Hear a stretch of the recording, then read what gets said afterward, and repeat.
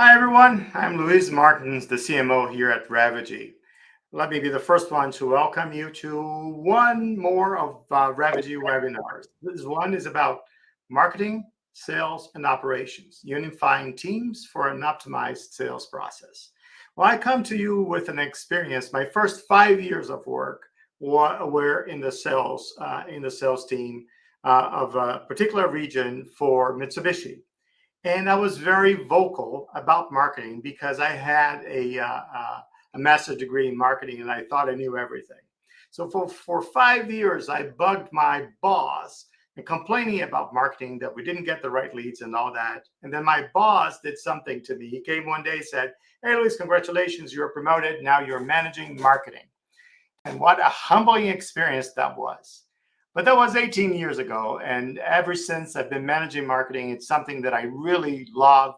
But the 5 years prior to that really gave me an interesting perspective of what sales is expecting from marketing. And I always thought this would be a great topic to have a conversation about. And I found out two great speakers to come join me today. The first one I'm going to call to the stage is Megan Barnes. Megan?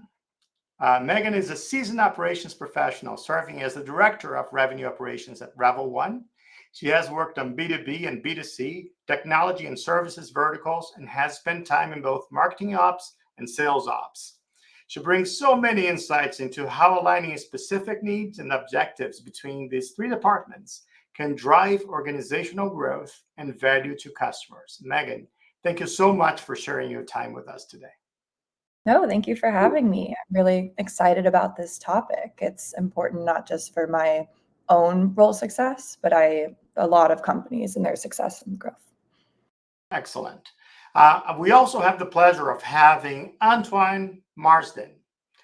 Antoine is an experienced sales leader who comes to us from the UK, who started at the hardest job there is in sales, cold calling. He's done hundreds of these in the start of his career and has been very successful in closing these deals and driving growth in every organization he worked. Now, Antoine is the founder of Outbound Works, an organization devoted to helping companies develop their go-to-market strategies and create opportunities for marketers and salespeople to meet their targets. Antoine, thank you so much for taking time out of your busy schedule to be with us today. Thank you for having me. Really looking forward to discussing this topic with you all. So thank you. Perfect. So as you guys can see on your end, there are questions that you can ask at any time. And what we'll do this time around, we're going to do the same that you guys do when you're watching webinars. We're going to multitask. We're going to answer those questions as you type them to the best of our ability.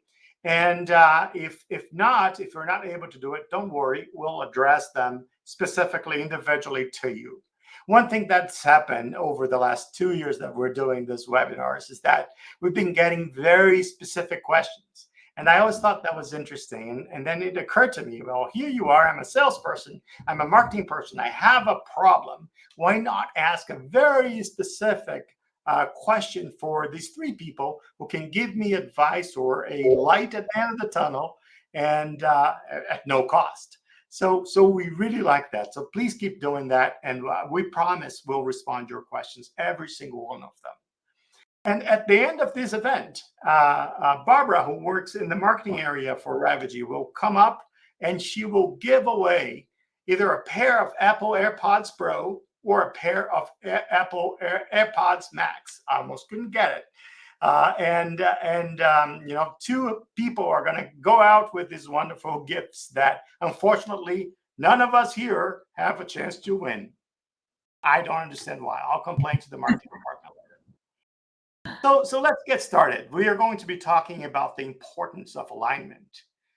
So let me start with Antoine. So Antoine, you've been doing this for a while. So from your perspective, why is the alignment between sales, marketing, and operations critical for revenue growth?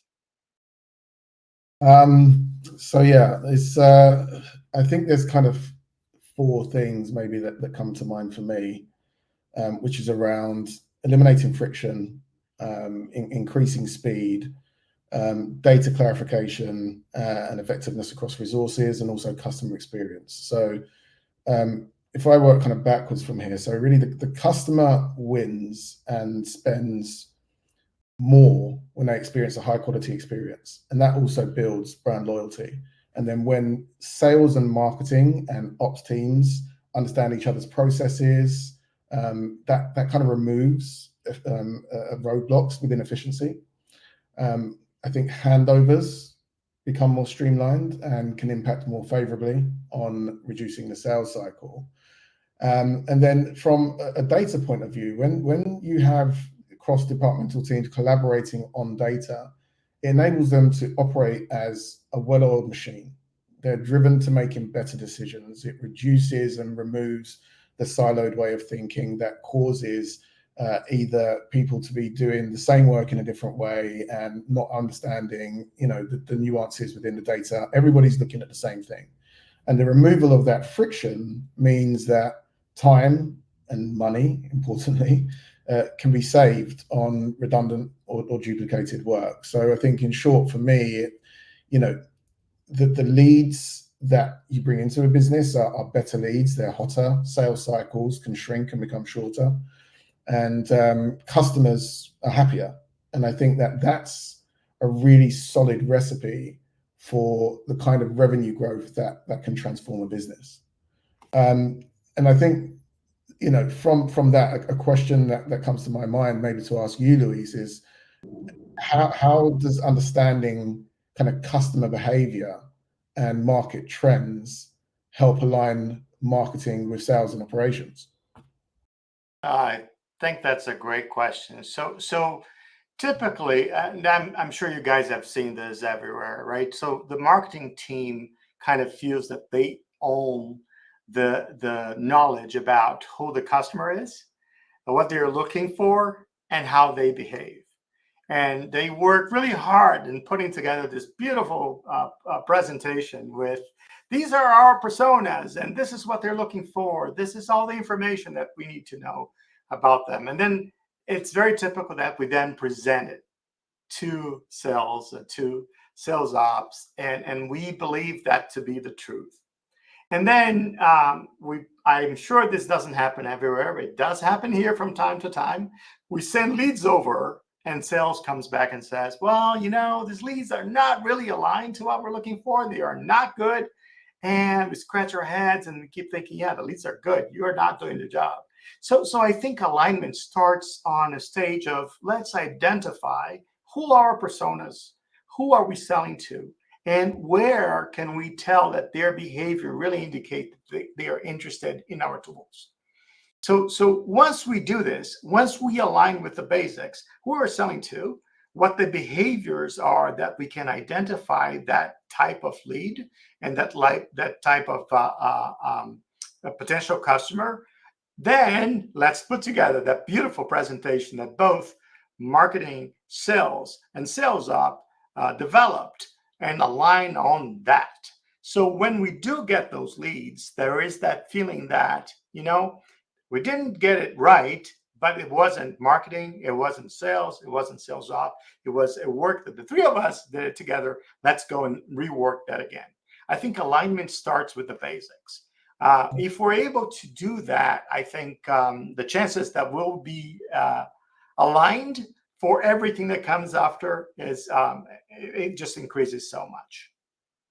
And let me take on that topic and expand a little bit with Megan. Megan, there is obviously an impact on aligning processes efficiency with the overall organization performance. What's your experience on this? What have you seen? Yeah, so I first want to build on both of your answers. I think that recipe of sort of if you have alignment between these departments, you can make better decisions, you can have handoffs between these teams, you want to reduce that friction. And I'm very familiar with this idea of information thinking it sits in one department or another. I think alignment is crucial, not just for this recipe of process and performance, but for information sharing. An example that really comes to my head is at my last company. We were exploring a lot of the ideas of running promotions, and marketing felt very good about which geos they wanted to target or who they felt like this would apply to. And it was very successful in upping things like our lead volume and in ad engagement and all of that stuff. But at the time, the ads that we were running or the campaigns weren't fully communicated to our sales team. So they didn't know what to do once they got these leads in their pipeline or how to really honor, redeem these promotions. And it just highlighted why process is so important. We had a lot of conversations internally around how we document which promos were active and which leads even qualified for them. If engaging with a promotion was enough of an intent to even purchase. I think it highlighted a need for marketing and sales to collaborate with each other, say what was working, what wasn't working, what they were hearing on calls. And just if they weren't on the same page about wanting to figure out that external and internal piece together and how we were building that out, the promotion would have never worked and we would have never seen performance metrics from the campaign.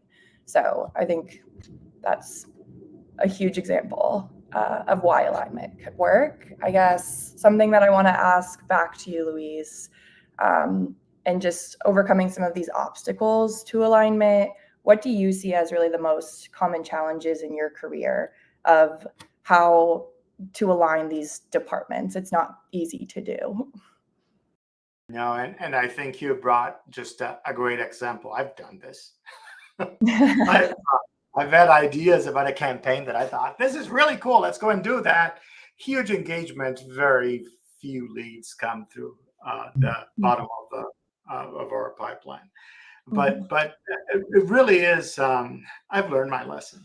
I'm old enough that I've done a bunch of wrong things, which is the best way to learn is do something that's it works really, really bad, and you learn it and you fix it for the next one.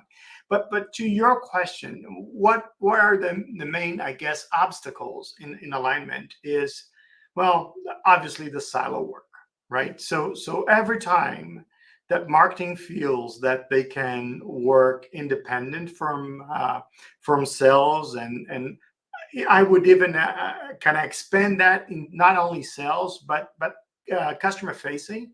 So the CS team should really be involved in discussing priorities for marketing and for sales, right? A very common mistake done in marketing is let's pick this event because we think this event is going to be wonderful for us.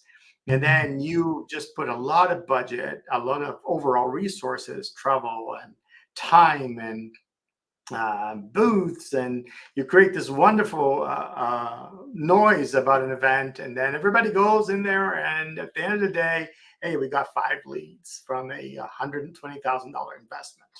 So what goes wrong here? I think what goes wrong, and it's fairly easy to be fixed, is the leader on this teams have to get together and make sure that the priorities are very much aligned. I think sales sometimes does things like, this is a marketing initiative, you guys go figure it out. And marketing sometimes does, well, this is obviously sales, you guys go figure it out. But I think there's a lot of you cannot do things alone. You have to come together and say, this is an event we want to do. Let's pick one together, and let's pick based on experience. This is an initiative we want to do. Let's make sure that everybody, customer facing, everybody's aligned with it. Not as a presentation, before the presentation, as we plan it. I think everybody has to come together, and once you have this alignment, it's less of an obstacle to the delivery. Even if it doesn't work out, it's a great experience for the team, and we're going to fix it for the next one. I think everybody, when it goes well, everybody's oh, it was my idea.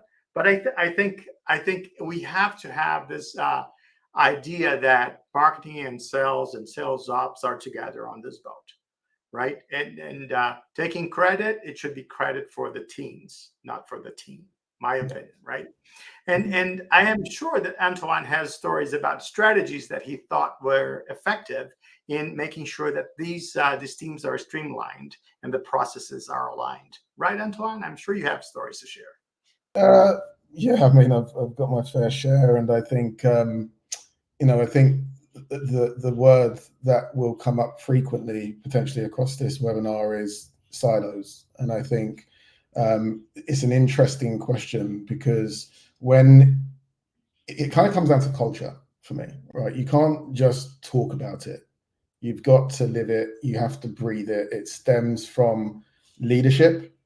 That collaborative teamwork is really the key to growth. And so, from some of my experiences inside of organizations,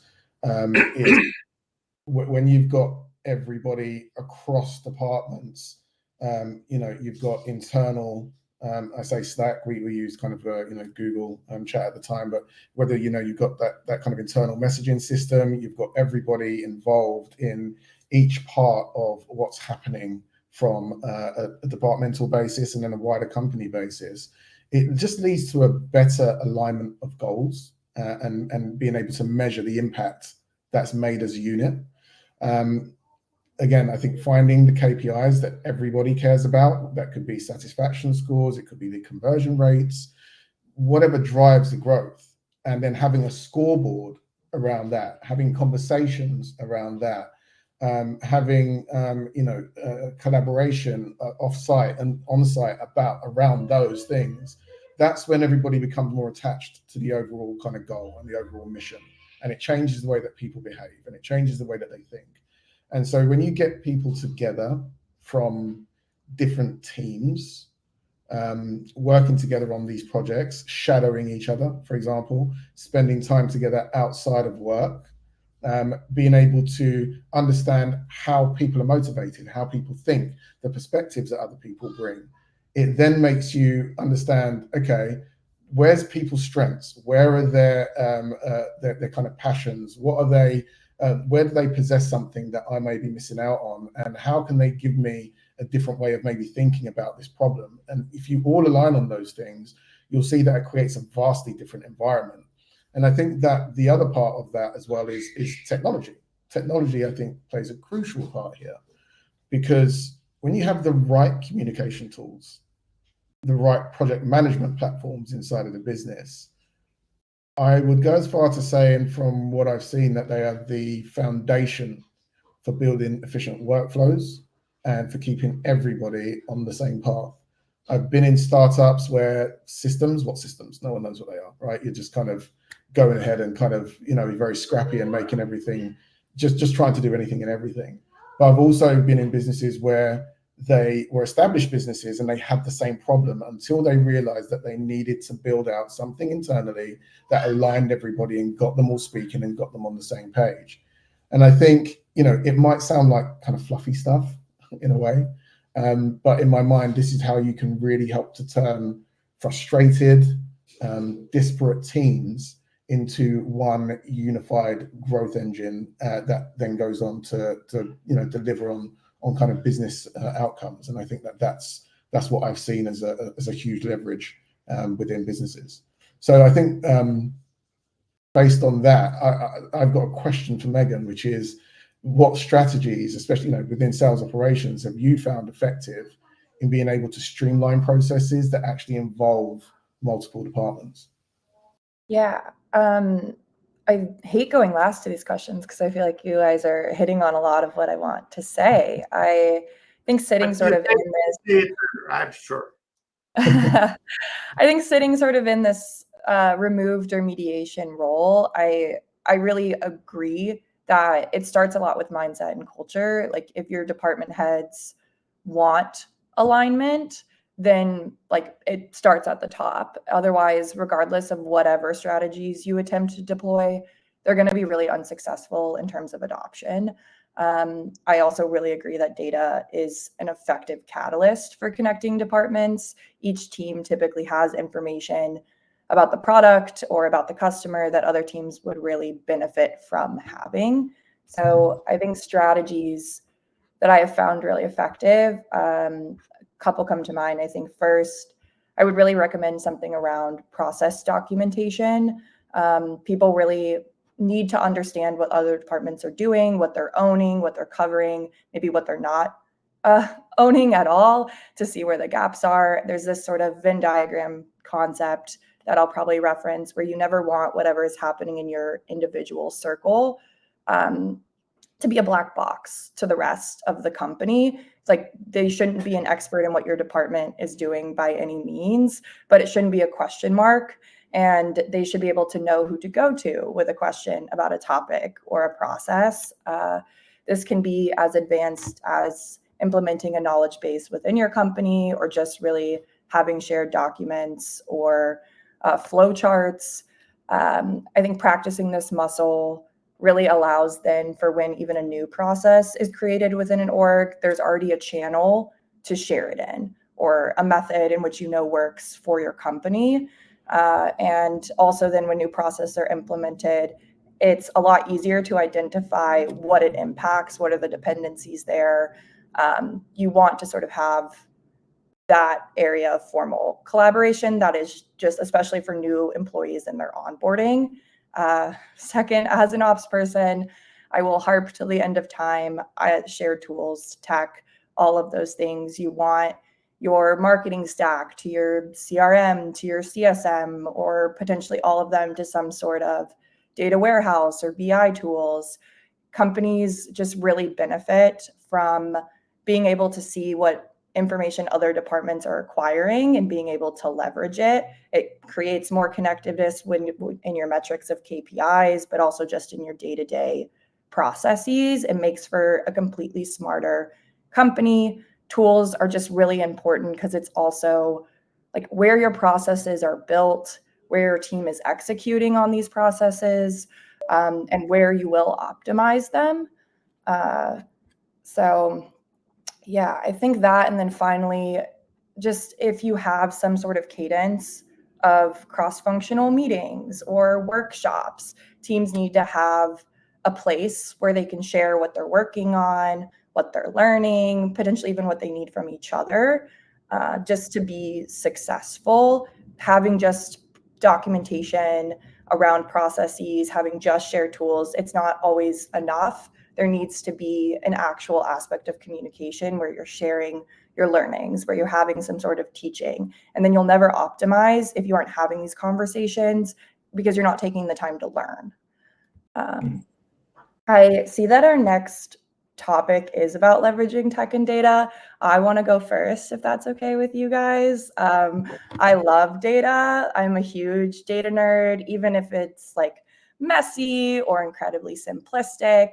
Data should really be your lighthouse to how you're making decisions. Even if you don't have the data or it's missing, you should be using data to like collect and measure whatever hypothesis you have. Yeah, it's just always something that should be present. Data is really, really important in my role because, like, first, it informs what you even want to prioritize in strategy. But second, whatever change you make, whatever initiative you do, data will say, did that change work? Was it successful? Was it a worthwhile thing? So I think, Louise, for you in marketing, as I'm sure you can attest to this, you benefit from just data analytics or having more access to information. As you mentioned earlier, like marketing really feels like they want to know who the customer is, and having this lead to customer loop of saying, this is my ICP. I am very effective in engaging them in this method. I want to know how to optimize them once they're engaged, or nurture them, or say these are the correct avenues of channels, or here's where I'm spending my budget. You can't really do that without data to help make those decisions or inform if what you're doing is working. On the sales side, Antoine, without data, like, of course, you benefit from marketing being more informed, hopefully, with like higher quality leads.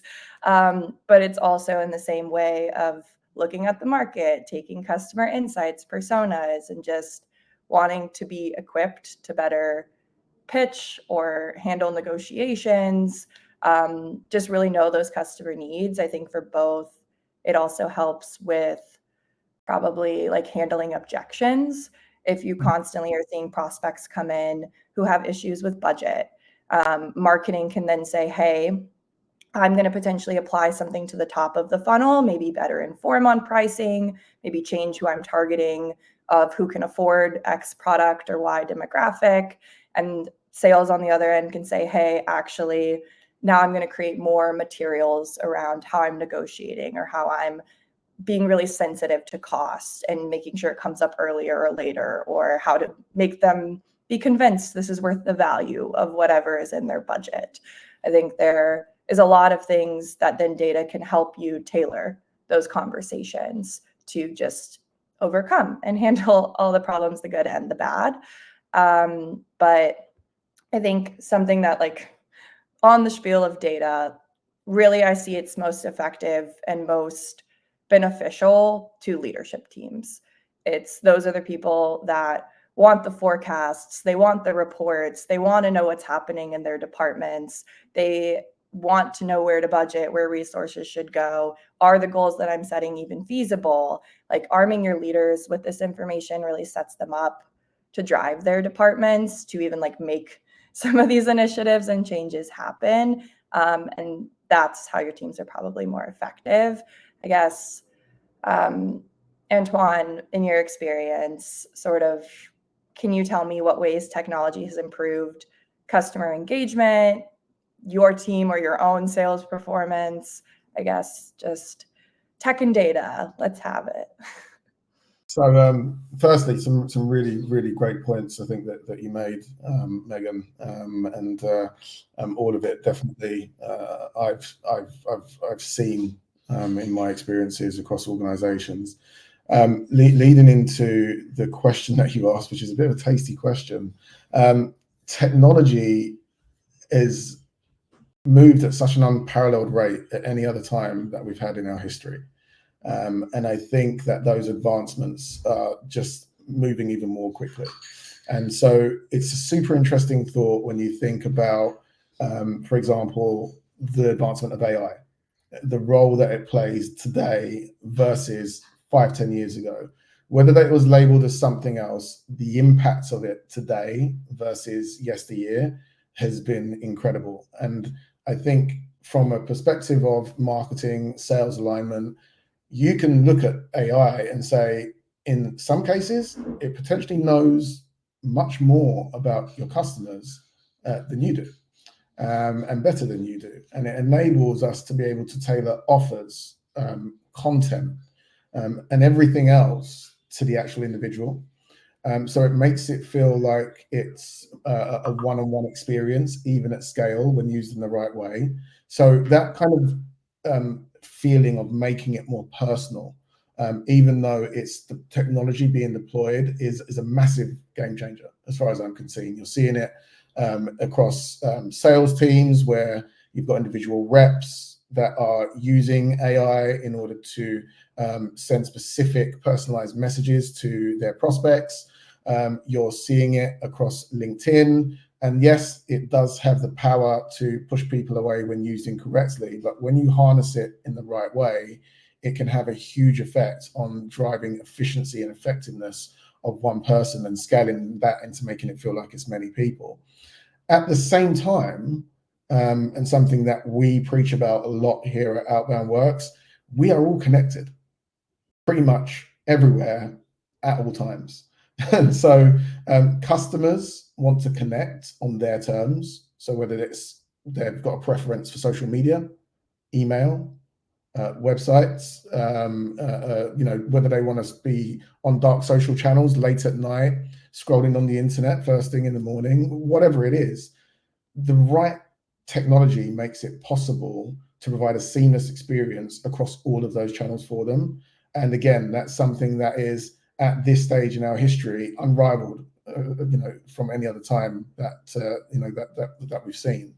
And so tech tools and platforms are giving us insights that we've never had before.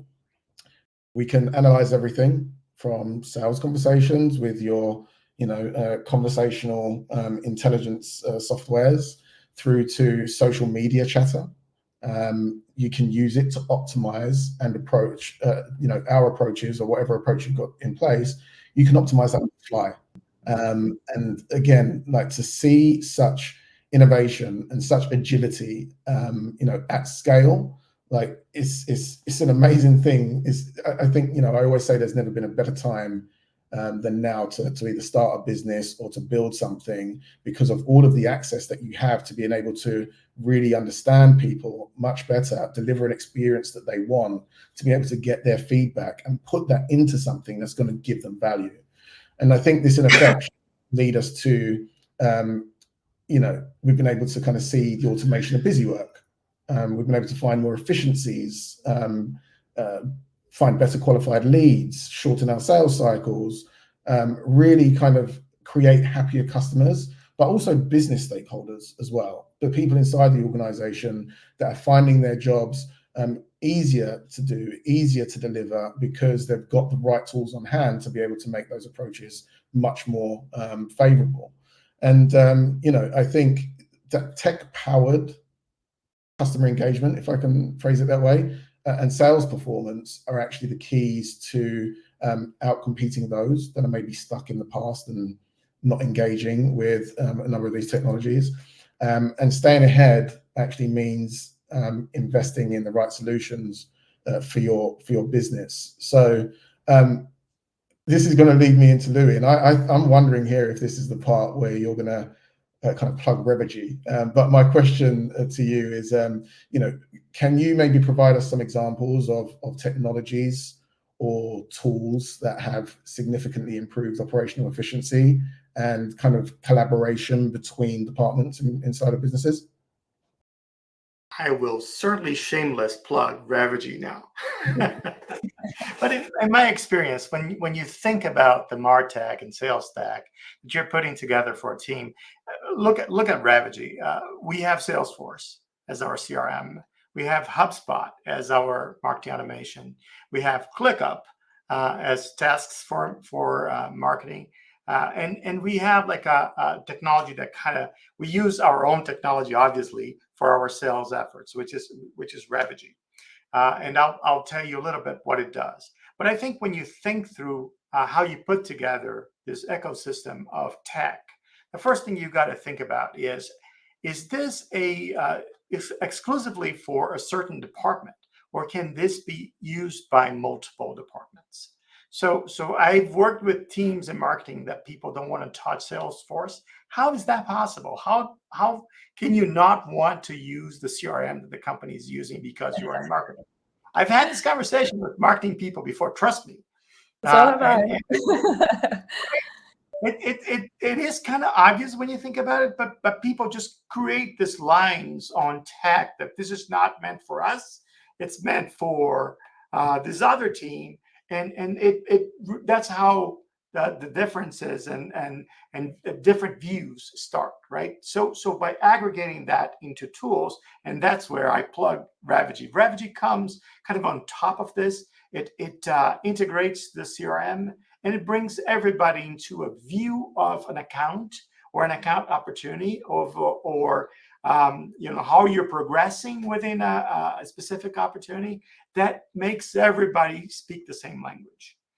So you look at a map that Revegy imports from the CRM that companies work, and it builds this beautiful, very graphic map that everybody can go in there and say, Antoine is really the guy pushing for this, but he doesn't do anything if Megan doesn't approve it. So now we have this, where in the past, all we had is your name, Antoine, your title, your company, Megan's name, Megan's title, Megan's company. We didn't understand how you guys interacted for any specific type of activity. So now I have this map that was built because there were 12 people touching this account that had different experiences in dealing with you. And now it's visible to everybody in the organization. And also that helps tremendously when you have to do a QBR. Just coming off our QBRs 2 weeks ago, and you have to do an update on how my opportunities are going, or how my accounts are going. In our case, well, for the longest time, we used to build this PowerPoint templates and have people fill in talking about your opportunities. Once you use a tool like Revegy, all you do is you go into Revegy. It's updated, it's fresh, it's new. You just walk through Revegy pages, and then it's a very different conversation. It's about who can do what when, as opposed to why didn't you do that? So I feel like the people responsible for coming up with that tech stack have to consider that this has to be a front for many different teams. It's got to be used by many different teams, and just push that in the organization. Sometimes it's challenging. Sometimes it's difficult to get people to use tools they're not used to, especially as they age. It's tough to learn new tools. So you want simple, you want easy, and when you find tools like Revit, I ask myself, where has this thing been for the last 10 years of my life? Just made my life and the sales team's life so much easier. So with that, we're coming to the end. We only have a few minutes left. I want to talk about. We already talked about AI, which, by the way, we have a whole webinar on AI that you can find on the Revit website on the resources page. It's really interesting. It was our CTO Bill kind of drove a very, very interesting conversation with two experienced salespeople about AI. If you haven't seen it, I definitely recommend that you see it on demand. But I wanted to talk about the next thing that we got to talk about before we close this, which is best practices, right? What have you guys seen as best practices? I know we've talked about some of these today, but that you have experienced that this, by doing things in a certain way, really fosters a culture of collaboration and drives shared objectives across marketing, sales, and operations. And may I start this one with you, Megan, please? Yeah, absolutely. I feel very fortunate to have always worked at companies that prioritize cross-departmental collaboration or are just really good about setting goals. I think it's very rare that you will ever see a lead or a deal become a customer without a lot of departments having hands in the mix or interactions. I think that is something that you said, Revit, like calls out. It's important to highlight some of those things, whether in tech or whether just in the mindset of your company. It takes a village to execute, to really do things, to grow, to build. And it does, I just want to emphasize again, start at the top. If your leadership team is not on the same page about this, if you guys are not in lockstep setting this mindset of respecting each other's value to the process, the initiatives, your teams will never, ever follow suit, and also acknowledging that and wanting to learn or see each other's efforts. Something that my company does a very good job of is we just really want to emphasize this idea of our wins are shared. We do things together, we win together, we lose together. So we have a lot of Slack channels and meetings that are just dedicated to talking through why a pitch was won, who had a hand in it, talking through start to finish from a search, what were the techniques that made it go really well, how we're winning our negotiations, how we're tracking towards our targets, just making things really transparent in terms of initiatives, goals, and celebrating the people who are helping us get there. I think that is so important to just want these teams to be aligned, want them to work together, initiatives to push forward. And Antoine, you want to go? Yeah, I think it leans on a lot of the things that you've spoken about for sure, and Louis as well. I think transparency, I think ownership, and I think that collaboration, that teamwork, those things, when you bring them all together and everybody is on the same page, the way that can transform an organization that has or starts off as being a siloed enterprise with everybody speaking in their own bubbles and only looking within their own kind of team for how to any kind of innovations or any way of moving forward, that those are kind of the what's the best way to put it, the graveyards of ideas, right? Those are the graveyards of quality execution. So to be able to bring people together and, for example, understand where are people's strengths, like what are the things that drive them the most, who's got the operational mindset to step into this deal and help me to be able to navigate some of these things that I may not have as clear a picture on. how can I use my skill set of being able to, from the conversations that I've had, from the understanding of and the development of those conversations, be able to help guide the marketing team into being, into understanding the ICP in a better way, whatever the case may be. I think there needs to be an underlying willingness from everybody to say, we're in this together. How do we all win as a team? It's not just about the sales team who go out and close the deals that look like superstars, or the marketing team who are out there doing all of this like great stuff with copy and making everything look like great and fantastic.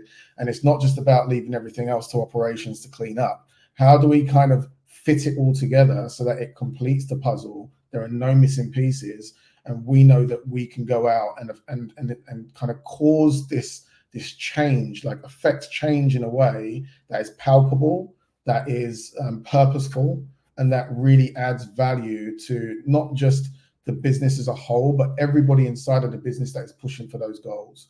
And I think that, it kind of removes miscommunication, finger pointing. It removes that kind of feeling that, oh, those people over there think that they're so much better than us over here. It's about, no, like everybody coming together to achieve this end.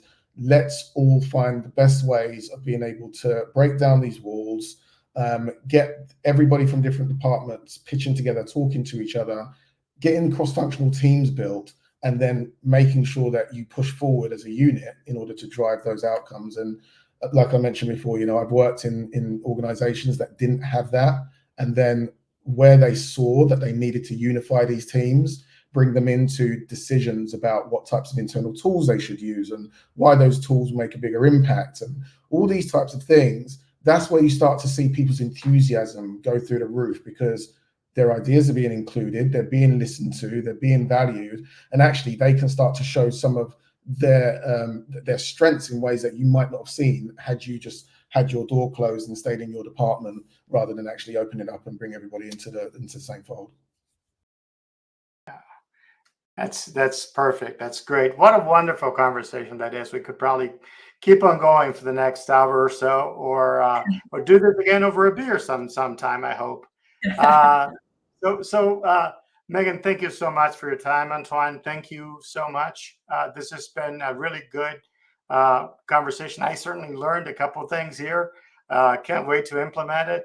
We're now, if you guys are watching and if you stayed this long, you get to stay a little bit longer and win maybe one of the two wonderful prizes we're giving away. Barbara is going to come in now and let us all know who wins. So again, guys, thank you for doing this. We've got to do this again sometime soon. And to all of you watching, we certainly appreciate your audience. Stick around and see if you got the wonderful gifts that we're giving away on this webinar.